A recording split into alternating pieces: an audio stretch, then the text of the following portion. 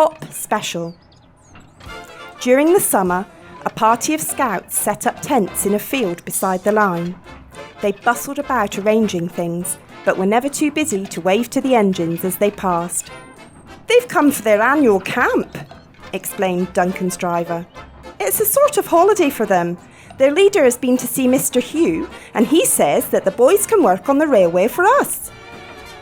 "Sounds a funny sort of holiday to me," said Duncan doubtfully. "Lots of people do it," continued the driver. "The Tallyclyn Railway, where Sir Handel has gone, has most of its work done like that. The scouts are going to help us. You know that place near the top station where the ditches are bad and we have to be careful when it's wet? Well, the scouts are going to put that right for us." The engines were pleased because they didn't like having to slow down there in wet or frosty weather. It was anything but frosty at present. Each day the sun shone and it became hotter and hotter.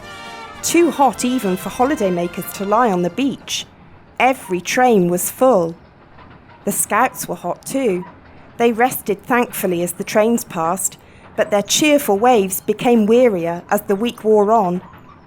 On the final day of their camp, Duncan toiled uphill with the last train. He was looking forward to a rest under the trees at the top station.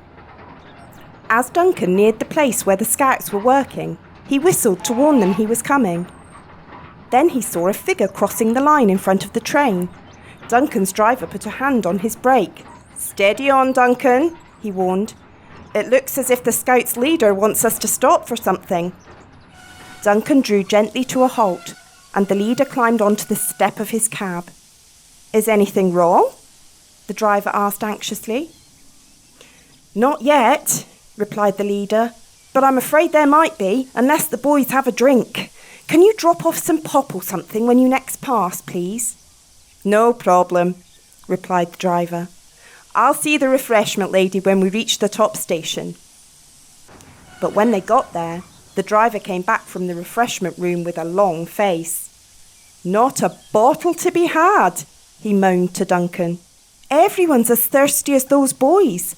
So now what?" Duncan didn't know.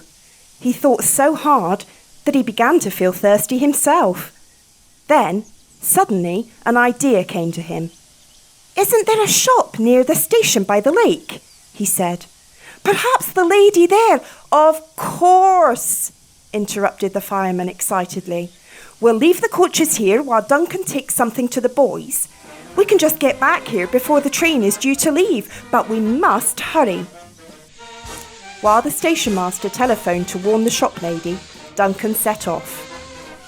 The shop lady met them at the station. "I haven't much myself," she said, "but the lads are welcome to what there is." A little later, the scouts heard a whistle and Duncan puffed into sight. He stopped beside them and his driver handed down the drinks. The scouts cheered him. "Not me," he told them. "It was Duncan's idea." So they cheered again and thanked Duncan instead.